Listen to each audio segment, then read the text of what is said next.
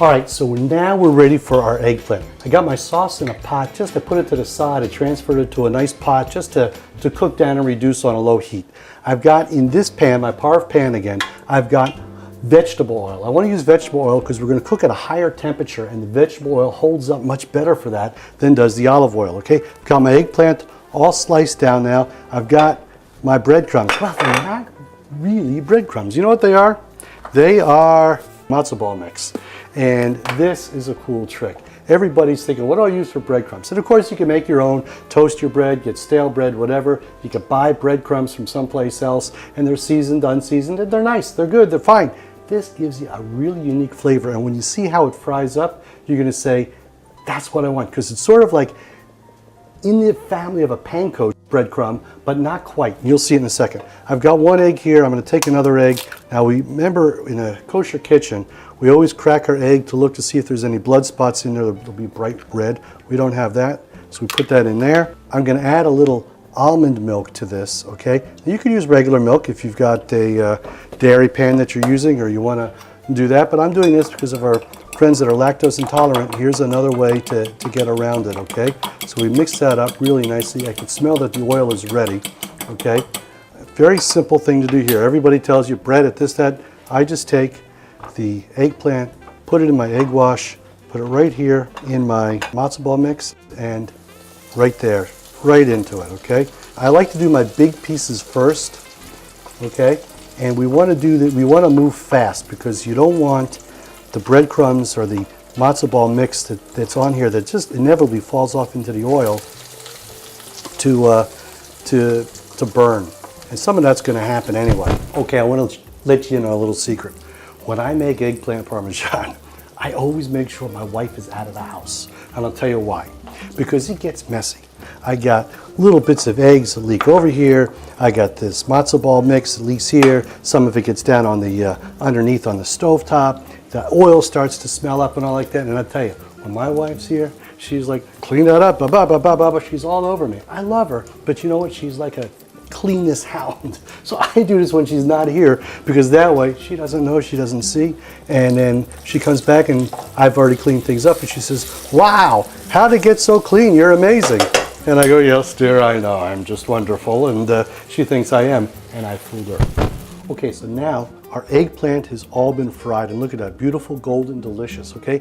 Don't worry if the eggplant's not fully cooked all the way through because you're gonna bake it now, okay? Now, if you're lactose intolerant, you don't need to put the cheese here. You could just take this without the cheese, bake it, or you could just take some of these eggplants with your sauce, put it on. First thing we do, we take our cooking spray. I've got a spring-form pan here, okay? And we spray the inside of that. That's just gonna make sure that nothing sticks. By the way, you'll notice I've got my countertop covered now because I'm using dairy, I'm using cheese, okay? In a kosher kitchen, cheese, dairy, and meat cannot mix together. They shouldn't even touch each other. So because this counter is also used for meat uncovered, I cover it when I use dairy, okay? So we've got this sprayed in. I'm gonna take a little bit of this sauce, and this is the sauce that we made earlier, and I just put a little bit right here on the bottom, okay? Just cover the bottom with this sauce. Look at that, very nice. All those fresh veggies, and I gotta tell you, it tastes wonderful. Now we're gonna lay our eggplant right on top of it, okay? Don't be shy, don't be bashful. Now we put a little bit more sauce right on top of this eggplant. That sauce is gonna melt right into that eggplant too. We don't want it to be too runny. Now we put our cheese. Now here's a quick thing for you. We said this is eggplant parmesan, but I'm using pizza cheese, which has no Parmesan cheese.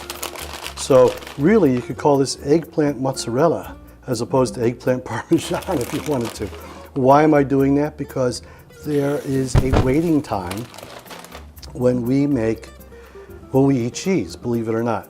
If you eat meat, according to the strict letter of the law, we're supposed to wait 6 hours. There's different customs. Some people wait 1 hour, some people wait 3 hours, but there are different customs. When it comes to cheeses, hard cheeses, and Parmesan is a hard-aged cheese, the law from a kosher perspective is that you have to wait 6 hours after eating a hard cheese like Parmesan before you could eat any kind of meat. So rather than make a dairy dish here that I'm gonna have to make everybody wait 6 hours until they could have their chicken or their hamburger or whatever it is that we're having for dinner, if we're doing this for lunch, I'm just going to use this cheese. And believe me, it's every bit as good. If you wanted to put the Parmesan, you don't mind, whatever, go ahead, bavakasha, it's beautiful, wonderful. And we just stack that eggplant up there, put the rest of our sauce here right on top. Look at that. And you know, it's funny, I love Italian food. Jewish people are supposed to love Chinese food for some reason. I happen to love Italian food. I always joke that my mother was half Italian and she made spaghetti and matzo balls.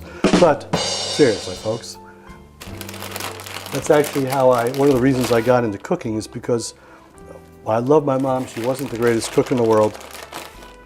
And I got to tell you, if I wanted to eat good, I had to learn how to do it myself. So now we're ready. Springform pan is great because when you want to serve it, very easy to just pop that open and your eggplant's going to hold together because the cheese is going to hold it together.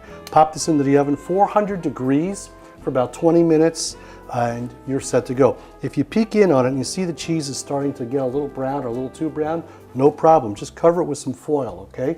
And that will be a beautiful, beautiful dish and a beautiful addition for any time you want to eat this. And it's great for leftovers, and the kids love it. So there we go. Beautiful, beautiful dish. I hope you enjoyed it. I hope you like it. As we say in the homeland, l'chaim, and we'll see you next time.